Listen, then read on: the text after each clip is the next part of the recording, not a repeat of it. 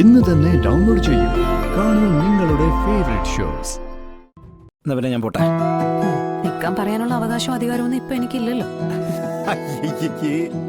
ഒരു കളക്ടറായി പറയണേ. എന്താ കളക്ടറും പെണ്ണല്ലേ?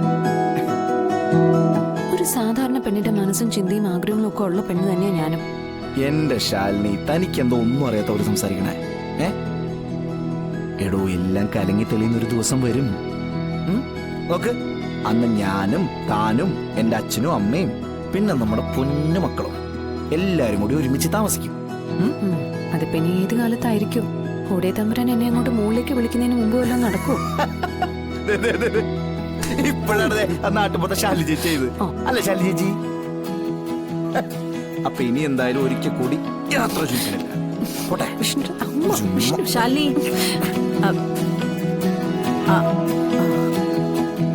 അതെ, എനിക്ക് നിങ്ങൾ രണ്ടുപേരോടും ഒരു കാര്യം പറയാനുണ്ട്. മക്കളെ കണ്ടല്ലോ, അവരാകെ പേടിച്ചിരിക്കുക. നിങ്ങളിങ്ങനെ ഭാര്യ ഭർത്താക്കന്മാരായിരുന്നിട്ടും അവിടെ ഇവിടെ ആയിട്ട് എത്ര വർഷം ഇങ്ങനെ കഴിഞ്ഞു പോവും?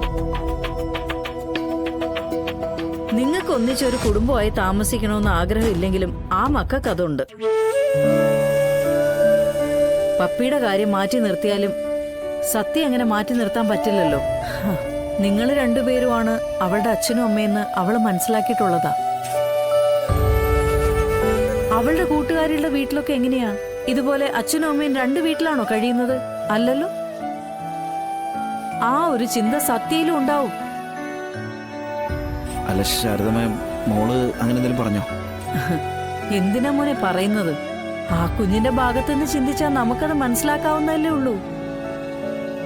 അമ്മ എന്താ പറഞ്ഞു വരുന്നേ? നിങ്ങൾ കുട്ടികളെ കൂട്ടി ഒരു ടൂറ് പോവും, എവിടെയെങ്കിലും ഒരു നല്ല യാത്ര. കുട്ടികളുടെ മനസ്സമാധാനത്തിന് വേണ്ടി നിങ്ങൾ മാത്രമുള്ള ഒരു യാത്ര.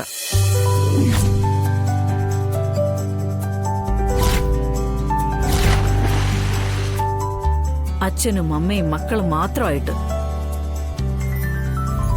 എന്താ, അങ്ങനെ ഒന്ന് പ്ലാൻ ചെയ്ത് പൊക്കൂടെ? ടൂർ എന്ന് പറയുമ്പോ കുറച്ചു ദിവസം മാറിക്കേണ്ടി വരില്ലേ ശാരദമേ? നിങ്ങൾ എന്നാ മക്കളെ നിങ്ങളുടെ ജീവിതത്തിന് വേണ്ടി മാറി നിന്നിട്ടുള്ളത്? വലിയ വലിയ കാര്യങ്ങൾക്ക് വേണ്ടി നിങ്ങൾക്ക് വേണ്ടുവോളം സമയമുണ്ട്.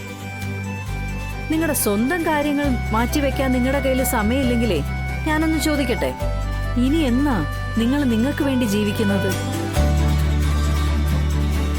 5-ാം വയസ്സിലും 6-ാം വയസ്സിലും കുട്ടികൾക്ക് കൊടുക്കേണ്ട വാത്സല്യം 18-ാം വയസ്സിലും 20-ാം വയസ്സിലും കൊടുക്കാൻ ചെല്ലുമ്പോഴേ അവർക്ക് താലോലിക്കാനും വാത്സല്യം നൽകാനും വേറെ അവകാശികളുണ്ടാവും. അവിടെ നിങ്ങളുടെ സ്ഥാനം അവരുടെ മുറിക്ക് പുറത്തായി ഒതുങ്ങി പോവേ. അവിടെ പിന്നെ കഴിഞ്ഞുപോയ നഷ്ടങ്ങളെ കുറിച്ച് ഓർത്ത് നെടുവേർപ്പിട്ട് നിൽക്കാനേ നിങ്ങൾ അച്ഛനും അമ്മയ്ക്കും സാധിക്കും. ഇനി കാര്യങ്ങള് നിങ്ങൾ ആലോചിച്ച് തീരുമാനിക്കും. പിന്നെ ഒന്ന് ഞാൻ പറയാം, ഇങ്ങനെ പോയാ നിങ്ങളുടെ ജീവിതത്തിന്റെ താളം തെറ്റും. ഒടുവിൽ നഷ്ടപ്പെട്ടു പോയ ജീവിതത്തെക്കുറിച്ച് ഓർത്ത് വിധിയെ കുറ്റം പറഞ്ഞുകൊണ്ടിരിക്കുന്നവരുടെ കൂട്ടത്തിൽ നിങ്ങൾക്കും അങ്ങ് പങ്കുചേരാം. ഞാൻ നോക്കിയിട്ട് അത് തന്നെയാ ഈ പോക്കിന്റെ അവസാനം.